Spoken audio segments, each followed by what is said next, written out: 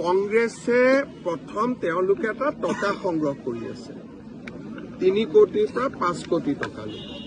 আৰু যাৰ অভিযোগ আপোনালোকে কেইটামান দিনৰ পিছত খোলাখুলিকৈ পাব নেতাসকলে ঘৰত বিয়া পাতিবৰ কাৰণেও টকা সংগ্ৰহ কৰি আছে যে আপোনালোকক আমি আপোনালোকে মোক এতিয়া এডভান্স দিয়ক এইটোও চলি আছে কিন্তু কোন কেইটা সমষ্টিত চলি আছে 22ৰ পৰা 23টা আমাৰ মিয়া সমাজৰ দুৰ্ভাগ্য যে তেওঁলোকে কংগ্ৰেছক ভোটো দিব লাগে টকাও দিব লাগে আপোনালোকে বুজি পাব তেওঁলোকৰ দুৰ্ভাগ্য ভোটো দিব আৰু টকাও দিব আৰু এভিকশ্যনৰ সময়ত কংগ্ৰেছ দলে সহায় নকৰে আজিও তেজপুৰত এভিকশ্যন আছে কংগ্ৰেছ দলেতো সহায় নকৰে আজি তেজপুৰত আমি 5,000 বিঘা মাটি এভিকশ্যন কৰিম তো কংগ্ৰেছৰ